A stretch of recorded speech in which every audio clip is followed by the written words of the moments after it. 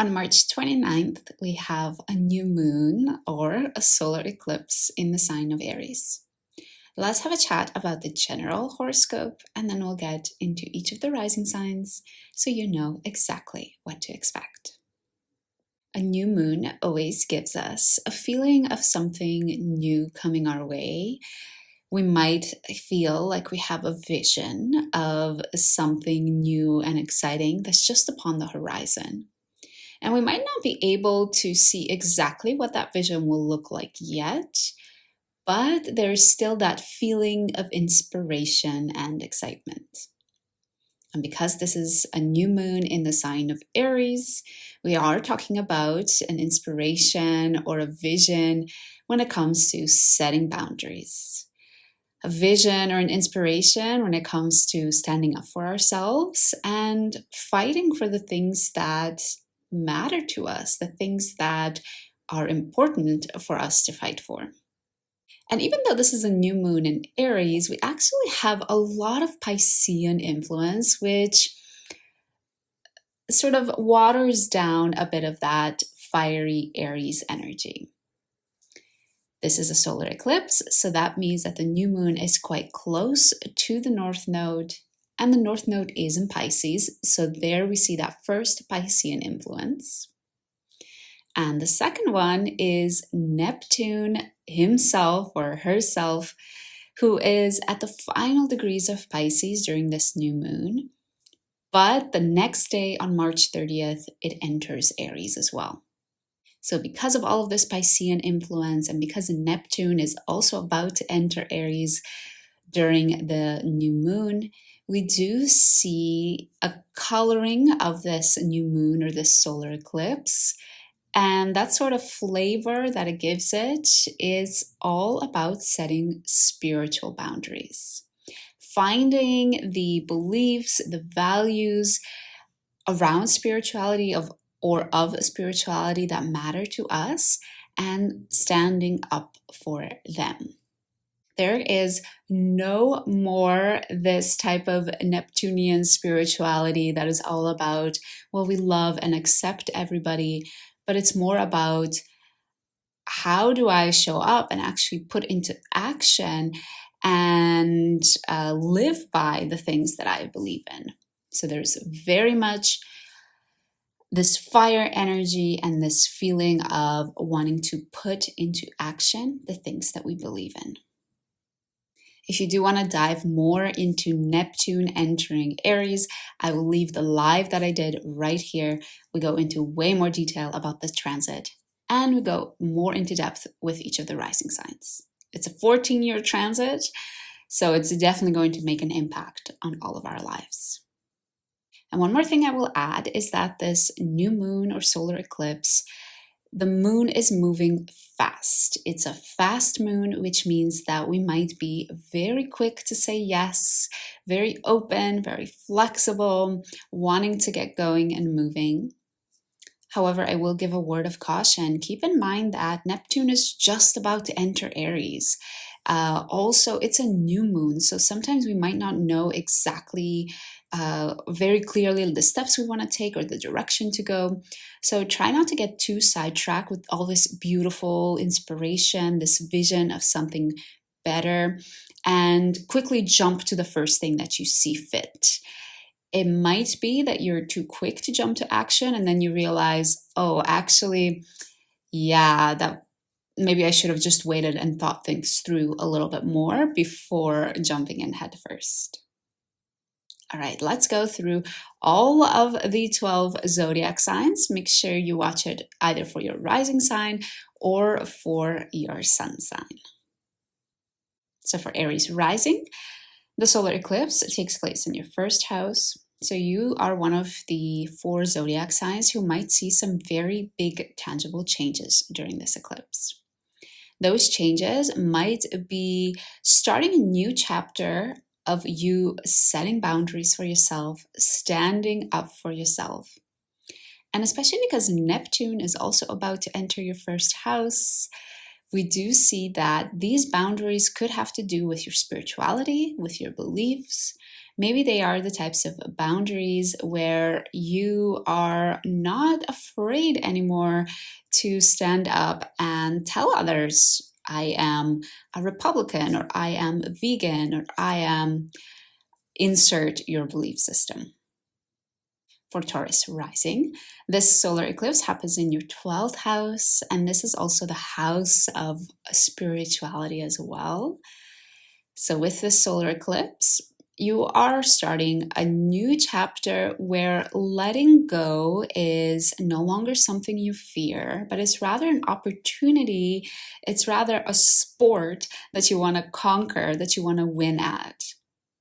And especially because Neptune is also ready to enter your 12th house, we do see that this is going to have a huge impact on your spirituality. It's probably like letting go of things and detaching from your ego, detaching from your identity, all of the things that you think make you into somebody today. That is really, it has the opportunity, it has the potential to really fuel a huge spiritual transformation for you. For Gemini risings and Gemini sun signs, this solar eclipse takes place in your 11th house. So you might be feeling inspired to treat your community, the relationships you have with them, and to treat your future ambitions as a sport that you need to win at. No longer sitting on the sidelines, really getting up and doing things. And especially because Neptune is also about to enter your 11th house, it's a good idea to start looking for friends or communities that are spiritually aligned with you, as well as looking at how you can incorporate more spiritual ambitions or plans into your future. For Cancer risings, Cancer sun signs, the solar eclipse takes place in your 10th house. So you are one of the 4 zodiac signs who might feel the solar eclipse especially. Because it's in your 10th house, you are starting a new chapter where you set boundaries in your career, where you treat your career as a battle that you need to show up to every day, a battle that you need to fight, and a battle that you want to win at. And especially because Neptune is about to enter your 10th house as well. Remember, it's going to happen the day after the solar eclipse. You might especially be setting these boundaries or caring about winning this career battle because you wanted to be more aligned with you spiritually, because you wanted to relate to you or touch you on a more deeper spiritual type of mission. So there's definitely this grander chapter that you're starting, a 14-year chapter you're starting with Neptune, where you want to get aligned with making sure the role you play in society with your career is really a more deeper spiritual type of mission. For Leo risings and Leo sun signs, the solar eclipse or the new moon takes place in your 9th house.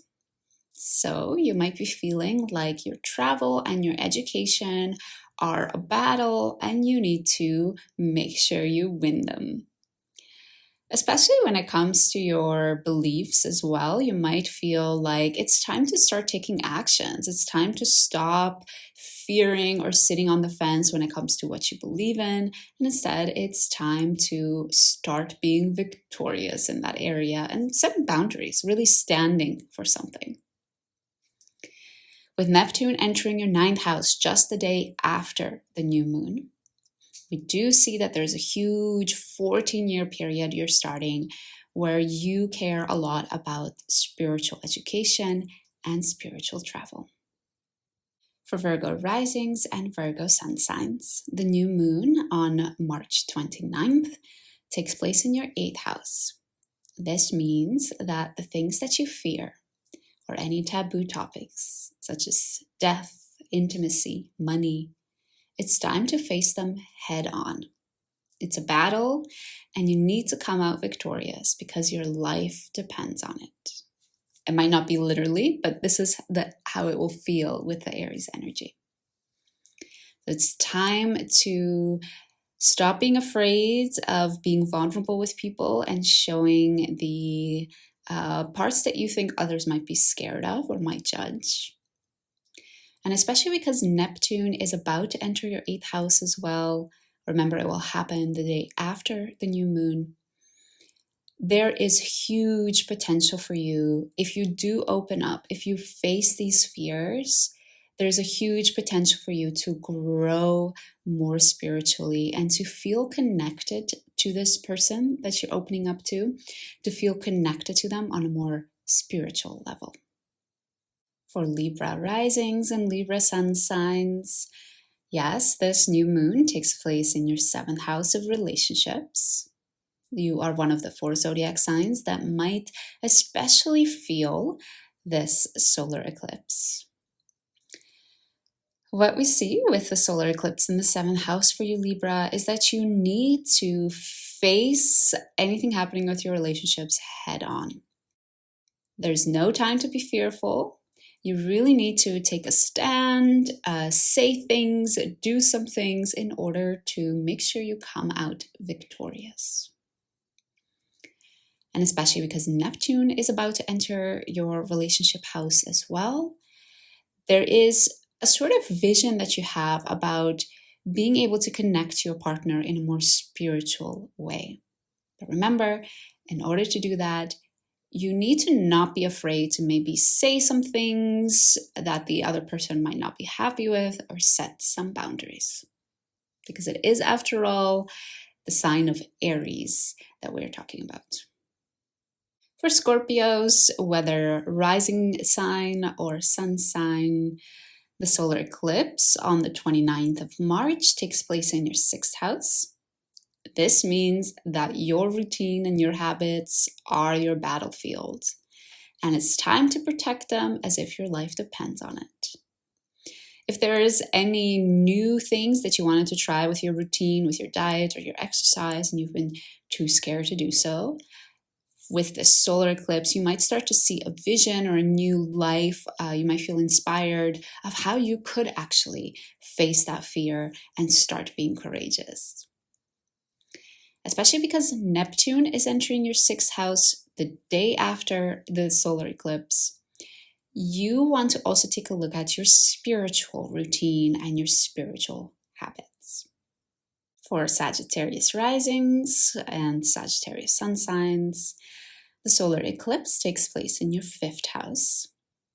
This means that you're starting a new chapter where your creativity, your moments of fun, pleasure, moments of self-expression are something to fight for. Something that you need to set boundaries around in order to make sure that it stays intact and your time or your energy is not taken by other things.